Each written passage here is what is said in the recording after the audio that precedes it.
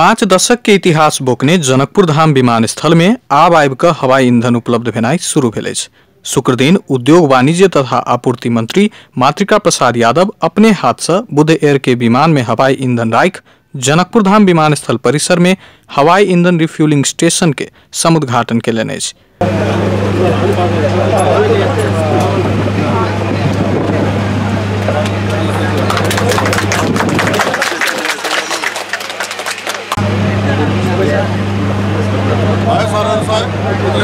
एहि के शुरुआत भेल संगे ईंधन के ओवरलोड से पैसेंजर आ हुनक सर सामान के होय वाला असुविधा के समस्या दूर भेल अछि।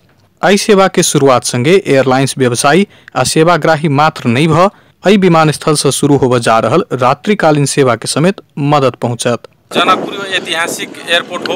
वास्तव में 2024 साल में बनेको एयरपोर्ट आज यो ऐतिहासिक काम भएको छ। जनकपुर विमानस्थल में 2024 साल में बनेको एयरपोर्ट में पहिलो चोटि रिफ्युलिंग को व्यवस्था आजदेखि शुरू भएको छ।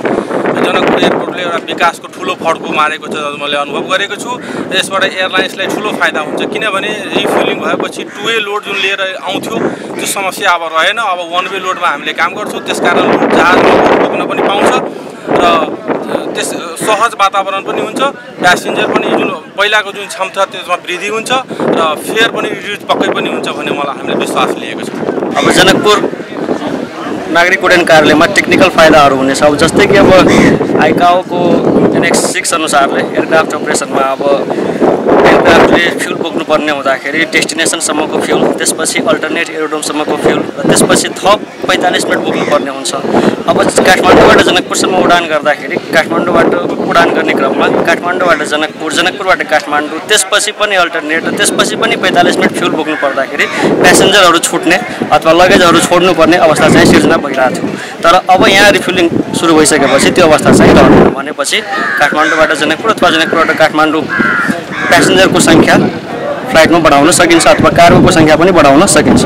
त्यस्तै अब फाइनान्शियल दृष्टिकोणले हेर्दा पनि अब जनकपुर नागरिक उड्डयन कार्यालयमा एयरपोर्टमा अब फ्लाइट ल्यान्ड गर्यो भने त्यसबाट हामीले ल्यान्डिङ पार्किङ चार्ज चाहिँ कलेक्ट गर्न सक्छौँ। यसबाट एयरपोर्टको आय आम्दानी पनि बढ्न जान्छ। जनकपुर र काठमाडौँको दूरी चाहिँ 25 मिनटको मात्र भएको कारणले गर्दा जहाजहरू जुन तेल भर्नको लागि रिफिलिङको लागि भैरवा, विराटनगर, पोखरा डाइभर्ट जुन भइरहेछ त्यो पनि अब नभएर जनकपुर नै प्राथमिकतामा पर्ने देखिन्छ। यसबाट चाहिँ पछि गएर नाइट फ्लाइटसँगै अब रिफिलिङ पनि भयो भने अब यसबाट नाइट स्टपमा पनि जनकपुर नै पाइलटहरूले अथवा एयरक्राफ्टहरूले अथवा अपरेसनले रोज्छन्, जसबाट पछि गएर जनकपुरको होटल व्यवसायहरू पनि फस्टाउन सकिन्छ। तत्काल अस्थायी रूप में शुरू कैल गेल रिफ्यूलिंग स्टेशन में 2टा 16-16 KL के डिस्पेंसर आ 1टा 9 KL क्षमता के बाउजर का कुल 41 KL हवाई ईंधन विराटनगर से ढुआनी का तैयारी अवस्था में राखल अछि। स्थायी भंडारण के लेल 1 वर्ष में निर्माण होवे वाला करीब 15 करोड़ के लागत में भंडारण केंद्र के निर्माण कर लागल नेपाल ऑयल निगम के कार्यकारी निर्देशक सुरेंद्र कुमार पौडेल बतौलन। ट्याङ्करमै आफै भण्डारण हो। यो हेर्दाखेरि ट्याङ्कर होइन, यो यसलाई रिफ्युलर भन्छ। यो आफैमा भण्डारण हो। जनकपुरको हकमा चाहिँ आजको जुन तपाईँको फ्युल कन्जम्सन छ यसले 15 दिन पुग्छ यो यसमा राखेको भण्डारणले।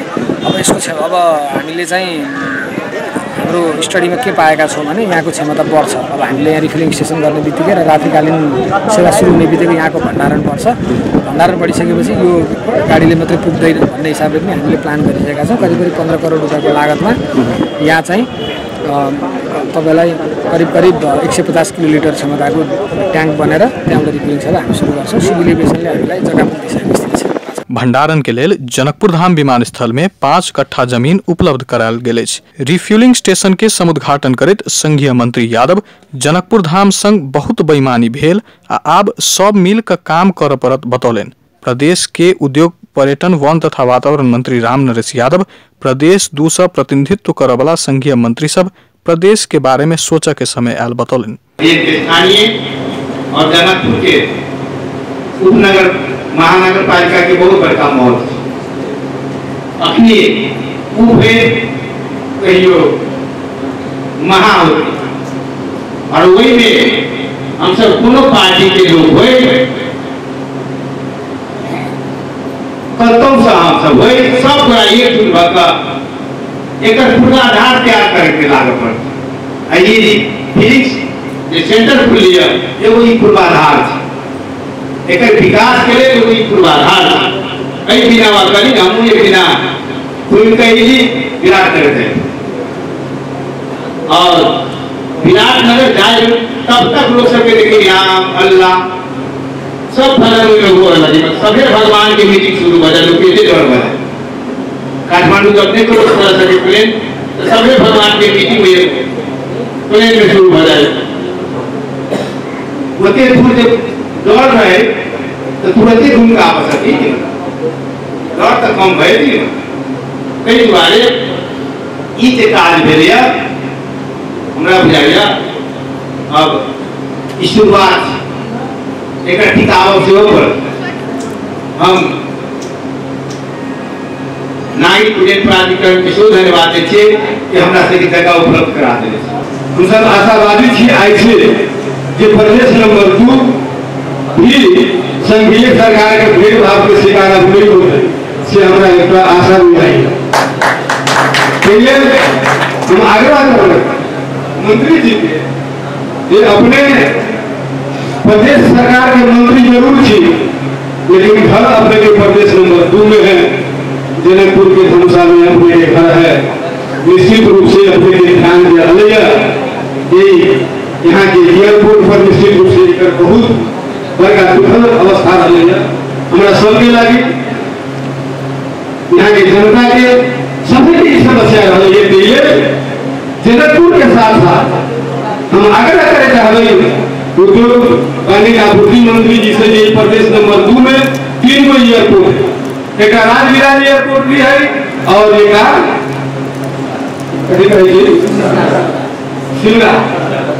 शिमला एयरपोर्ट है।